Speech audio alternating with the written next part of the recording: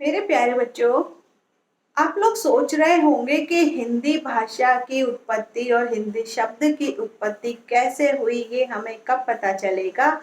तो मैं वविता शर्मा आज आपको हिंदी भाषा और हिंदी शब्द की उत्पत्ति कैसे हुई ये मैं आपको बताऊंगी। तो चलिए आरंभ करते हैं। विषय हिंदी, प्रकरण हिंदी भाषा एवं शब्द की उत्पत्ति और विकास। प्रकरण को इंग्लिश में हम टॉपिक भी बोलते हैं। तो आइए आगे बढ़ते हैं। हिंदी विश्व की 3000 भाषाओं में से एक है। जैसा कि आप लोग जानते हो कि विश्व में हमारे बहुत सारे देश हैं और सभी देश में एक अलग भाषा बोली जाती है, उनकी एक अलग बोली होती है। उसी तरह से हमारे देश में भी हिंदी भाषा एक अधिकांश बोली जाती है। तो ये कैसे आई, कैसे हमारी बोलचाल की भाषा में शामिल हुई, आइए हम इस पर विचार करते हैं। तो समझिए आप इस बात को। तो आगे बढ़ने से पहले मैं इसके भाषा की उत्पत्ति कैसे हुई, सबसे पहले मैं आपको वो बताऊंगी, उसको ध्यान दीजिए उस पर। भाषा की उत्पत्ति। भाषा शब्द की उत्पत्ति संस्कृत के भाष धातु से हुई है। भाषा एक संस्कृत शब्द है। भाषा, जैसा कि आप लोगों ने पढ़ा होगा कि भाषा वह साधन है जिससे हम अपने भावों को व्यक्त करते हैं और दूसरे के बातों को हम समझते हैं। और भाषा दो प्रकार की होती है, लिखित भाषा और मौखिक भाषा। तो ये आई कहाँ से? तो ये हमारी भाषा शब्द की उत्पत्ति संस्कृत के भाष शब्द से हुई है।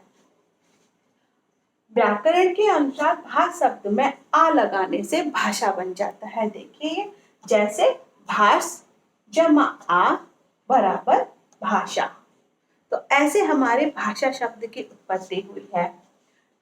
हिंदी भाषा का विकास। अब हम आगे बढ़ते हैं तो उसमें देखेंगे हिंदी भाषा का विकास कैसे कैसे हुआ है। तो हिंदी भाषा का विकास में हमारी भाषाएं हैं और उनका प्रयोग काल। हमारी सबसे प्राचीन भाषा हमारी संस्कृत। संस्कृत का प्रयोग काल 1500 ईसा पूर्व से 500 ईसा पूर्व। ध्यान दीजिएगा बच्चों, संस्कृत भाषा का जो प्रयोग काल था वो 1500 ईसा पूर्व से 500 ईसा पूर्व तक रहा। और इस समय वैदिक संस्कृत एवं लौकिक संस्कृत थी। कौन सी थी? वैदिक संस्कृत और लौकिक संस्कृत। वैदिक संस्कृत में वो थे, वैदिक संस्कृत में जैसे हमारे वेद हुए हैं, ऋग्वेद, सामवेद, यजुर्वेद, अर्थवेद, ये सब हमारे वैदिक संस्कृत में लिखे गए हैं। और लौकिक संस्कृत में हमारे महाकाव्यों की रचना हुई है, जैसे रामायण, महाभारत। आगे बढ़ते हैं। दूसरे नंबर पर आई हमारी संस्कृत के बाद भाषा पाली। पाली भाषा का प्रयोग काल 500 ईसा पूर्व से 1 ईस्वी। देखिए बच्चों, सुनिए, पाली भाषा का प्रयोग काल 500 ईसा पूर्व से 1 ईस्वी तक रहा। और ये भाषा गौतम बुद्ध के समय में आई। गौतम बुद्ध, जैसे कि आप लोग जानते होंगे कि जिन्होंने बौद्ध धर्म का प्रचार किया था। तो इस भाषा पाली भाषा में गौतम बुद्ध के जितने भी उपदेश हुए हैं, उनके उपनिषद हुए हैं, वो सभी पाली भाषा में हैं। अच्छा बच्चों, आगे बढ़ने से पहले आप ये सोच रहे होंगे कि यहाँ ईसा पूर्व और यहाँ ईसवी कैसे बोला है। तो इसको मैं आपको बताती हूँ कि ये कैसे आया। बच्चों, आप सभी लोग ईसा मसीह को तो जानते ही होंगे, जिन्होंने ईसाई धर्म का प्रचार किया।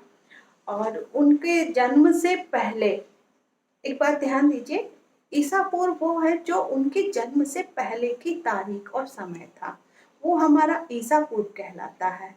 और ईसवी ईसा मसीह के जन्म के बाद से और आज तक का जो हमारा समय है वो ईसवी कहलाता है। ओके बच्चों, तो ईसा पूर्व ईसा मसीह के जन्म से पहले का समय है और ईसवी ईसा मसीह के जन्म के बाद का समय है। प्राकृत भाषा। प्राकृत भाषा का प्रयोग काल था 1 ईस्वी से 500 ईस्वी। यह भाषा महावीर स्वामी के समय में थी। महावीर स्वामी के उपदेश उपनिषद प्राकृत भाषा में लिखे हुए हैं। फिर आए हमारी अपभ्रंश भाषा। अपभ्रंश भाषा जिसका शाब्दिक अर्थ पतन है।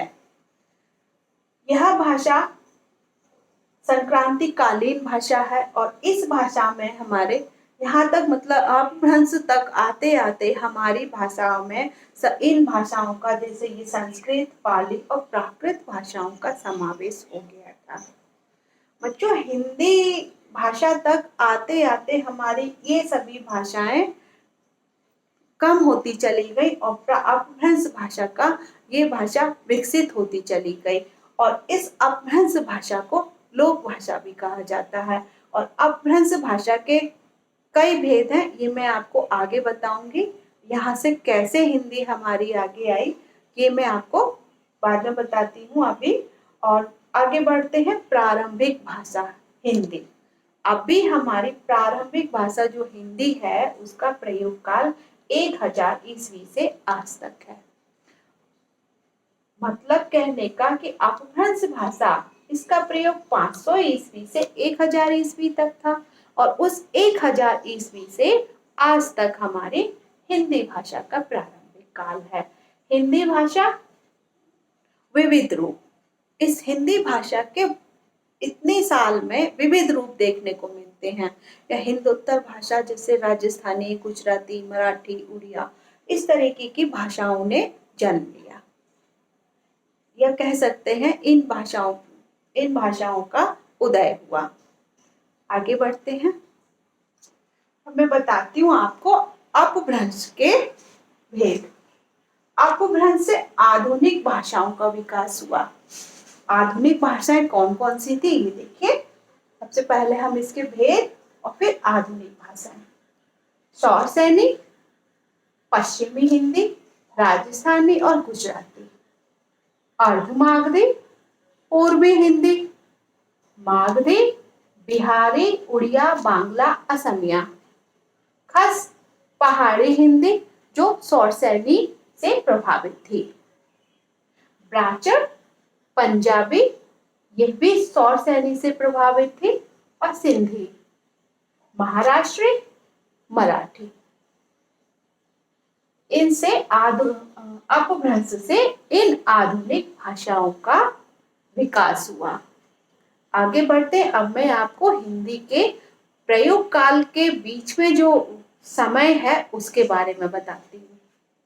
हिंदी भाषा का विकास, जैसा कि अभी मैंने आपको बताया कि हिंदी भाषा का जो प्रयोग काल था वो 1000 ईस्वी से आज तक है, आज तक चला आ रहा है। तो इतिहासकारों ने जो हमारे हिंदी के काल को विभाजित किया है वो इस तरीके से किया है। ये देखिए, आदिकाल यानी सबसे प्राचीन काल। प्राचीन काल वो जिसमें संस्कृत भाषा का उपयोग हुआ था। नंबर 1 आदिकाल जो 1000 से 1500 ईस्वी तक रहा।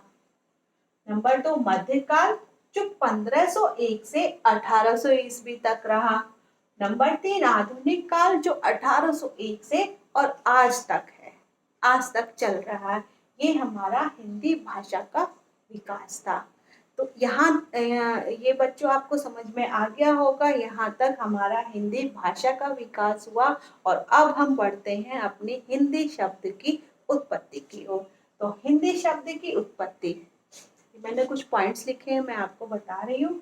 हिंदी शब्द की उत्पत्ति भारत के उत्तर पश्चिम में सिंधु नदी से संबंधित है। सिंधु नदी जैसे कि आप सभी लोग जानते होंगे कि भारत के नक्शे में देखा होगा कि सिंधु नदी भी है। तो सिंधु नदी से हमारे हिंदी शब्द का संबंध है। नंबर 2 भारत में जो विदेशी आए थे सबसे पहले उन्होंने सिंधु देश के दर्शन किए थे कि वह पश्चिमी द्वार से आए थे। जो भी हमारे भारत में विदेशी आए थे वो हमारे पश्चिमी द्वार से आए थे और पश्चिमी द्वार से प्रवेश करने पर सबसे पहले जो उन्होंने दर्शन किए थे वो सिंधु देश के किए थे। तो उनमें सबसे पहले आने वाले जो विदेशी थे वो हमारे ईरानी थे। सभी के अपने अपने मत हैं इस विषय में और इन तारीखों के विषय में सभी के अपने अपने मत हैं। तो ईरानी जब सिंधु देश में आए थे तो ईरानियों ने सिंधु को हिंदू बोला, यानी कि इसके अक्षरों का रूपांतरण किया, यानी इसके अक्षरों का परिवर्तन हुआ। कैसे हुआ देखिए, मैं बता रही हूँ आपको। ये जब उन्होंने सिंधु को हिंदू बोला तो वो सा की जगह हा बोलते थे और धा की जगह दा बोलते थे। देखिए सिंधु, सा की जगह मैंने लिखा हा और धा की जगह लिखा दा, तो ये हुआ हिंदू। सिंधु से हिंदू बना, हिंदू से हिंद हुआ, हिंदू से हिंद हुआ, ओ की मात्रा हमने हटा दी तो यह हिंद हुआ। और हिंद में अगर हम ई प्रत्यय लगा देंगे, देखिए हिंद धन ई का हमने ई प्रत्यय लगाया, तब यह शब्द बना, हिंदी। सिंधु से हिंदू, हिंदू से हिंद और ई हमने प्रत्यय लगाया, तब यह शब्द हमारा बना हिंदी। ऐसे हमारे हिंदी शब्द की उत्पत्ति हुई थी। इसके बाद हिंदी शब्द को फारसी शब्द भी बोला गया है। क्यों? क्योंकि यह फारसियों के द्वारा हिंदी शब्द की उत्पत्ति हुई थी। हिंदी शब्द के दो अर्थ हैं, हिंदी देश के निवासी और हिंद की भाषा। ये आपको आ गया होगा समझ में। हिंदी सिंधु से हिंदू, हिंदू से हिंद और ई प्रत्यय लगाया, तब ये शब्द बना हमारा हिंदी। और हिंदी शब्द के दो अर्थ हैं, हिंद देश के निवासी, नंबर 2 हिंद की भाषा। तो हिंद देश के निवासी हिंदुस्तानी कहलाए, हिंदू कहलाए, और हिंद देश की भाषा हिंदी कहलाई। ओके बच्चों, और इस उपलक्ष्य में इकबाल जी ने कुछ वर्ड्स कहे हैं। हिंदी है हम, वतन है हिंदुस्तान हमारा। ओके बच्चों, आ गया होगा आपको ये समझ में। और नेक्स्ट वीडियो में मैं आपको हिंदी का विकास बताऊंगी, तो प्लीज़ मेरी वीडियो को देखते रहिए। और अगर आपको यह जानकारी पसंद आ रही है तो प्लीज़ मेरी वीडियो को लाइक कर दीजिए, मेरे चैनल को सब्सक्राइब करिए, जिससे आपको आगे की वीडियो मिलती रहे। Thank you.